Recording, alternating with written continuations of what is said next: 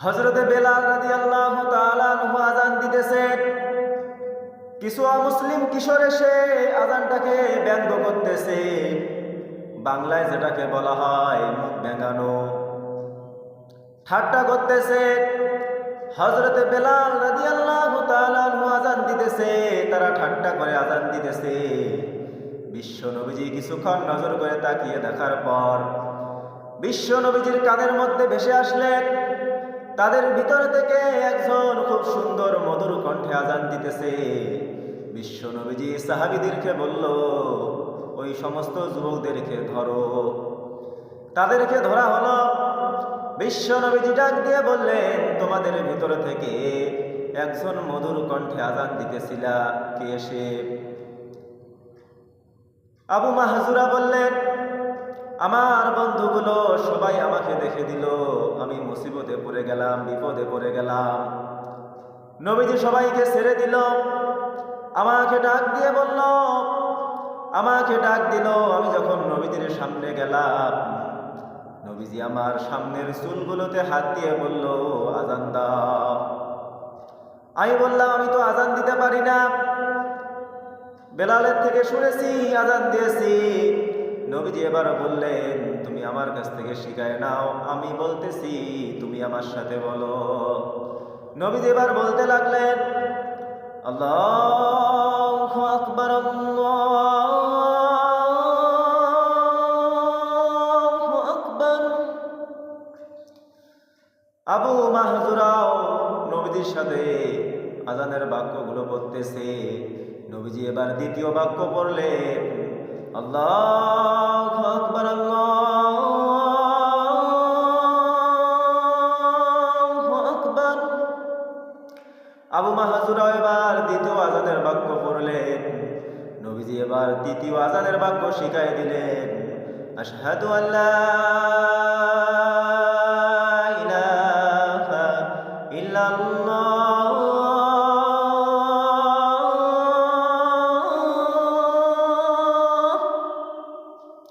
আবু মাহজুরা এবার তৃতীয় বাক্যটাও পড়লেন। নবীজিও আযানের বাক্যগুলো শিখায় দেয়, আবু মাহজুরা পড়ে। এভাবে আযানটা শেষ হয়ে গেল। আবু মাহজুরা বলতেছে, নবীজি আমাকে আযানের বাক্যগুলো একটা একটা করে শিখাই দিতেছে, আর আমি একটা একটা করে যখনই পড়তেছি, আমার ভিতরটা ঠান্ডা হয়ে গেল, আমার ভিতরটা শীতল হয়ে গেল। এই নবীর চেহারা আমি দেখলে আমাকে ঘৃণিত লাগতো, আমাকে ঘৃণা লাগতো। আমি বলতেছি, আজকে থেকে এই নবীজির চেহারার মতো চেহারা আমার কাছে পৃথিবীতে আর কেউ নাই। আবু মাহজুরা বলল, ইয়া রাসূলুল্লাহ, ইয়া হাবিবাল্লাহ, আপনি এবার আমাকে কালিমা পড়ায় দেন, লা ইলাহা ইল্লাল্লাহু মুহাম্মাদুর রাসূলুল্লাহ। আবু মাহজুরা বলল, ইয়া রাসূলুল্লাহ, ইয়া হাবিবাল্লাহ, আমার আযানটাকে আপনার কাছে পছন্দ হয়েছে, আমার আযান আপনি শুনে আপনার কাছে ভালো লেগেছে। ইয়া রাসূলুল্লাহ, ইয়া হাবিবাল্লাহ, আমি আপনার কাছে আরেকটা জিনিস চাই, মক্কায় মসজিদুল হারামের মুয়াজ্জিন হিসাবে আমাকে নিয়ে নেন।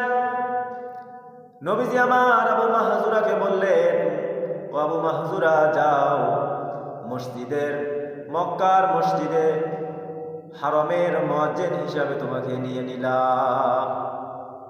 আবু মাহজুরা মক্কায় মসজিদে হারামের ভিতরে তার সুললিত মধুর কণ্ঠ দিয়ে আযান দিতেন।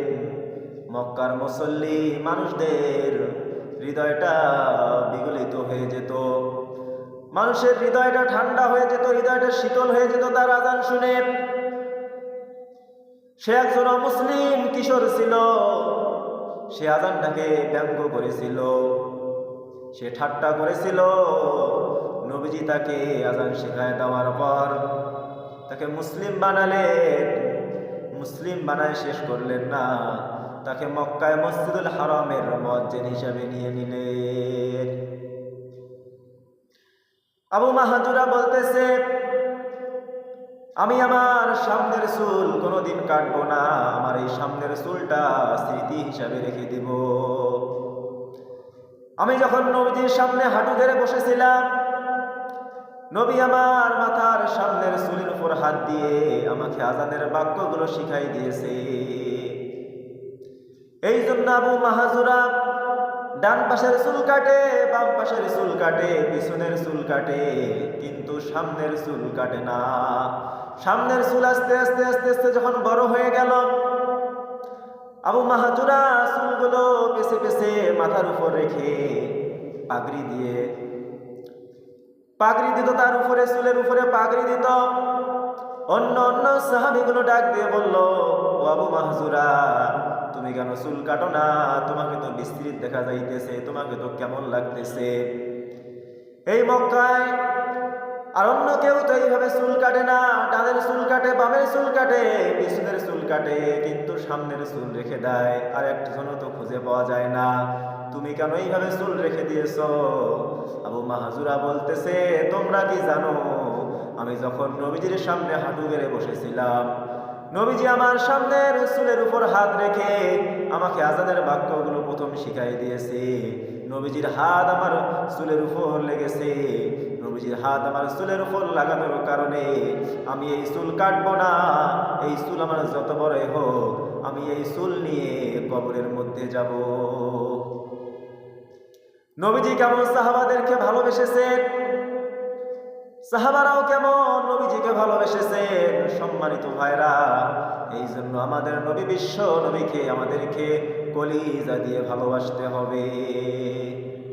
রাসূল আমার ভালোবাসা, রাসূল আমার আলো আশা, রাসূল আমার প্রেম বিরহের মূল আলোচনা,